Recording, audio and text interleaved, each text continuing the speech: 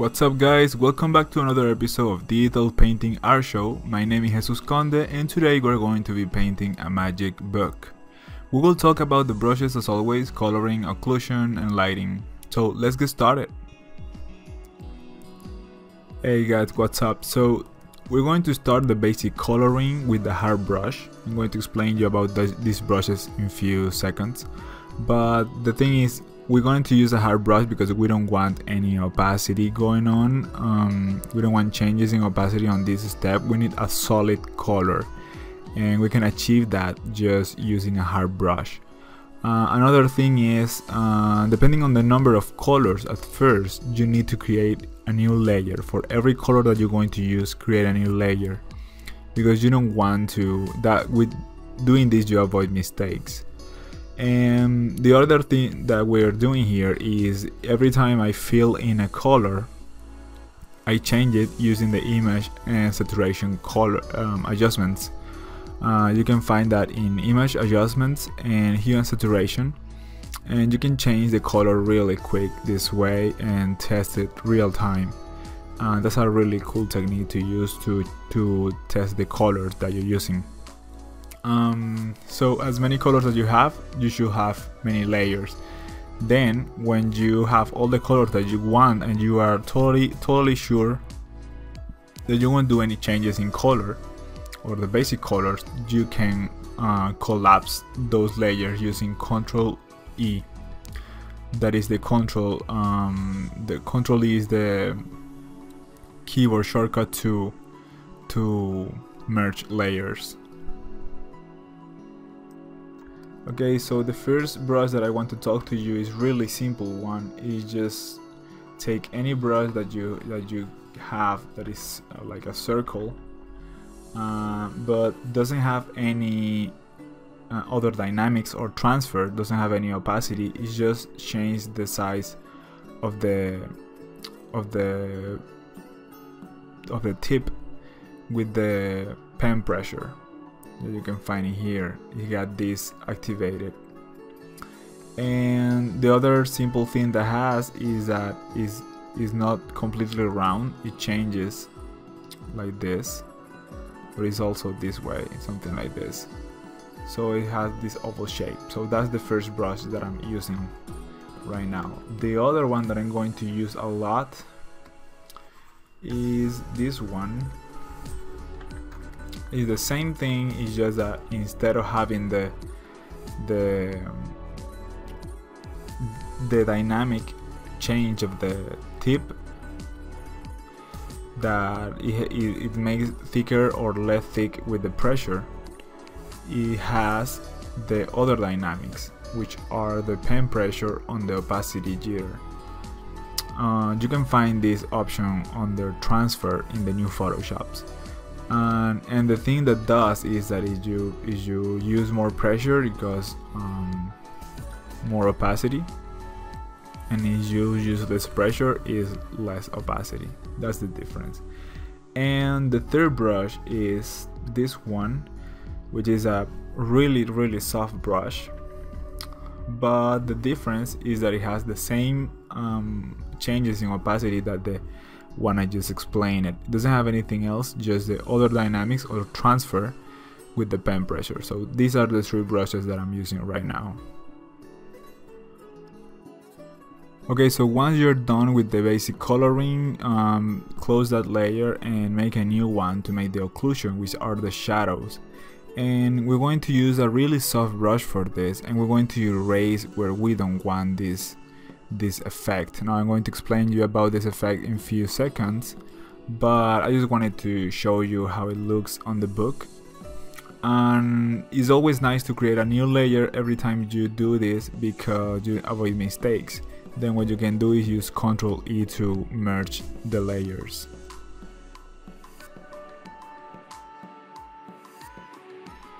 Okay, so what are occlusion shadows? So to explain you that, I'm gonna have to explain you first what the cast shadows are. So for example, a cast shadow is a shadow that is the path of light is blocked by an object and creates a shadow. For example, I got this ball here and this is the shadow that the ball is casting. That is called cast shadow. This is also a cast shadow, this one, because of this surface of the P, and here this one.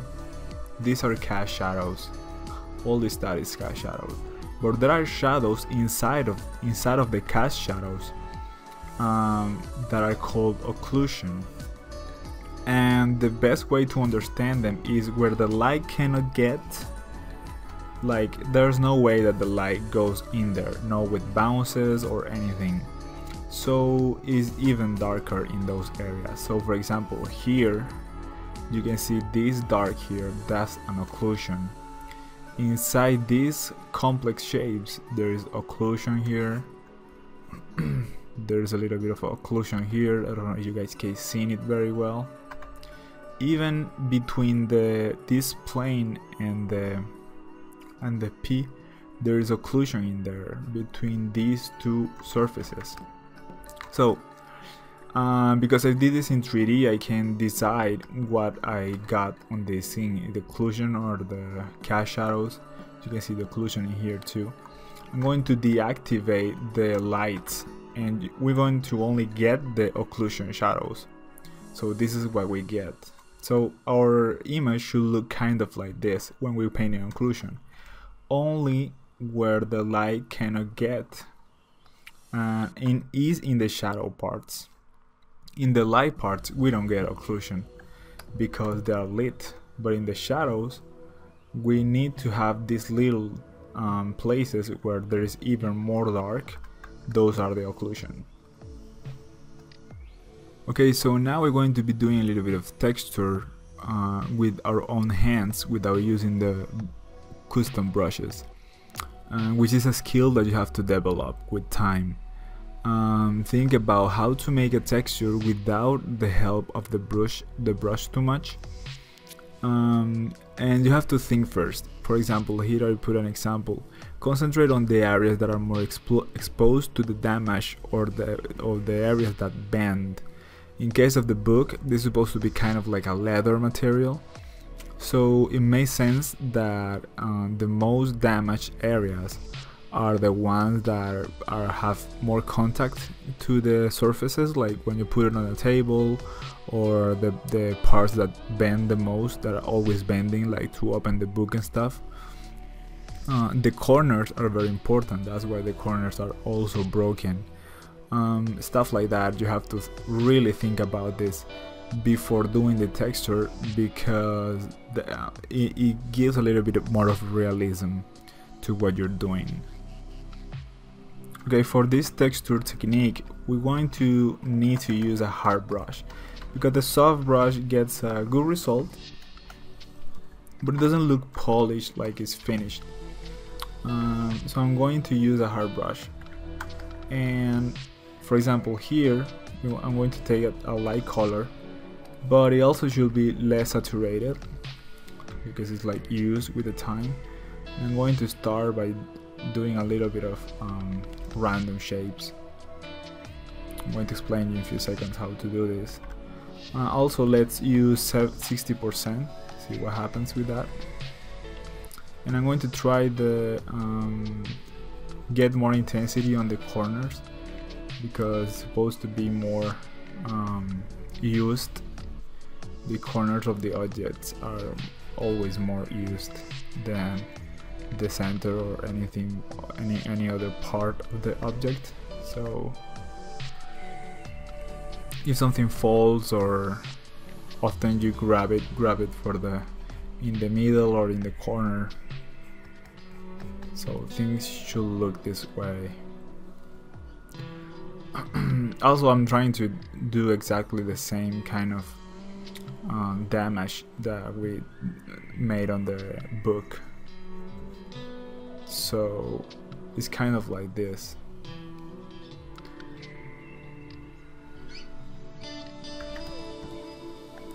Yeah, so something like this. This will be the result that we're trying to achieve. So for example, I'm trying to concentrate on doing this kind of like shapes that looks like little circles, but they have to they have to start on the corner. So if I got my corner here, what I will do is start from there. Like, okay, so this part should be a little bit more damaged than anything else, and then it should spread. And then there we go, and try to connect somehow all these damages. I'm also using a really little tip for this technique. So try to keep the size of the brush minimum, or at least try to use it like that you get that result, you know, like try to achieve draw a little. And what you can do is later at the end you can put a little bit more of intensity, like white for example, because of the material that is under the damage, something like this.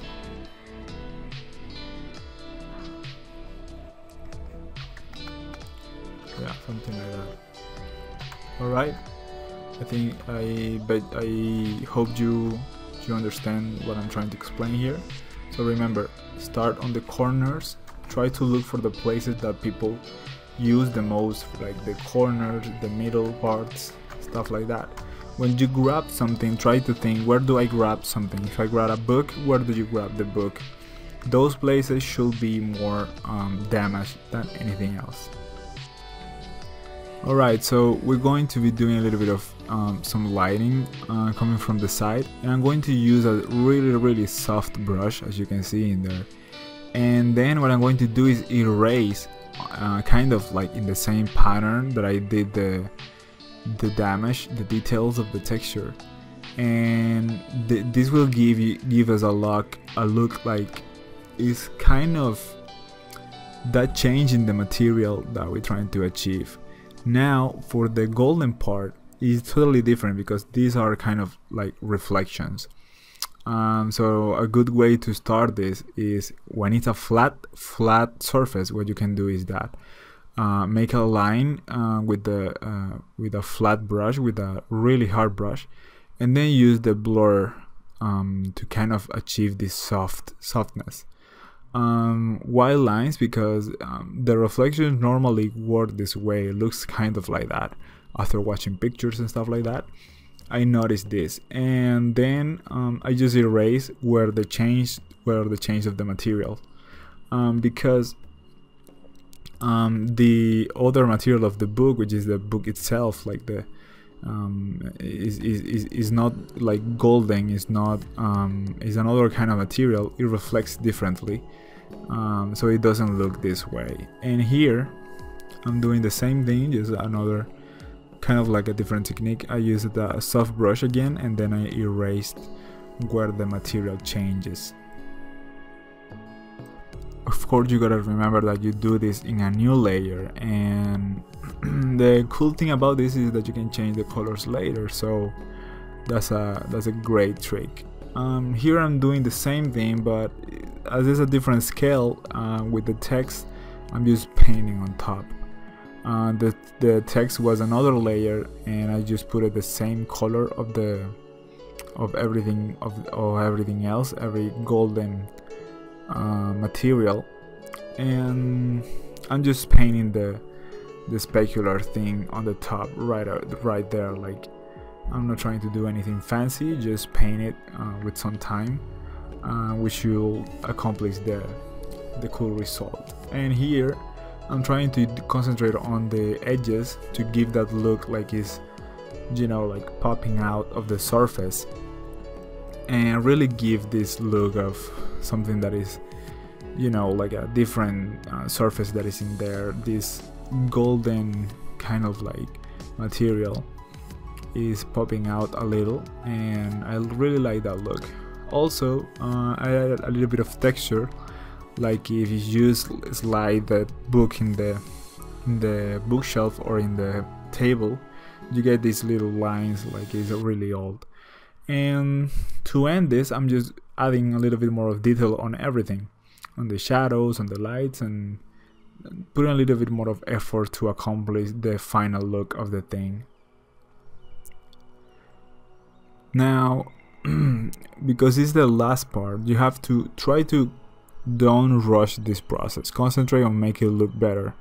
Right now I'm just adding a little bit more of a specular lighting coming from the front, and I'm going to do the same thing that I did on the other part, which is erase where the shadows are or where the material changes. And this gives us a really kind of like it's not realistic, because obviously the colors and stuff that I'm using is not meant to look real, but it feels like a more detailed painting, and that's what we want, to look more finished, to look more polished. Even that it needs a lot more of work, in a short amount of time you can accomplish really good results using these techniques, and they're really easy to do. You just need practice. I have to do it several times before accomplishing it, to explain to you guys. And same thing should happen to you. Like, you have to try it different times to achieve the same results, and it's just with time. I promise you will get better and you will get the results that you want. You just have to be patient.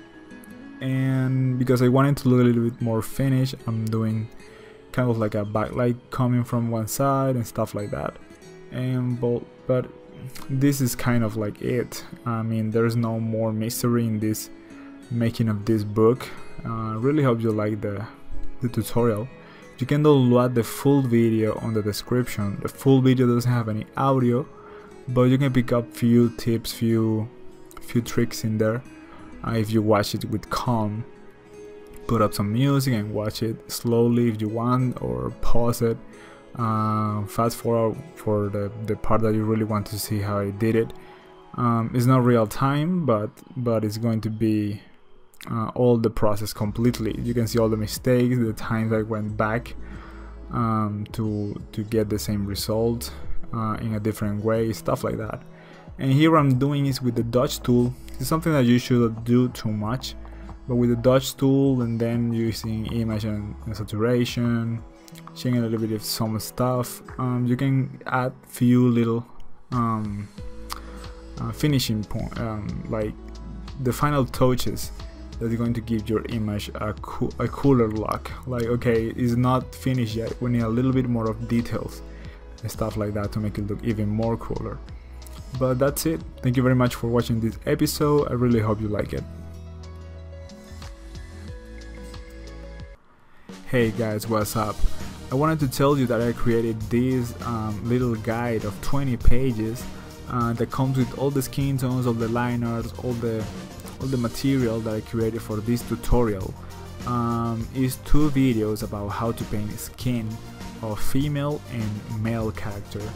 You can see that the girl has freckles and stuff. We're gonna see how to achieve this. And in the male character, you can see that he has some beard, short beard. And we're gonna learn how to paint this. And you can get it with the link in the description.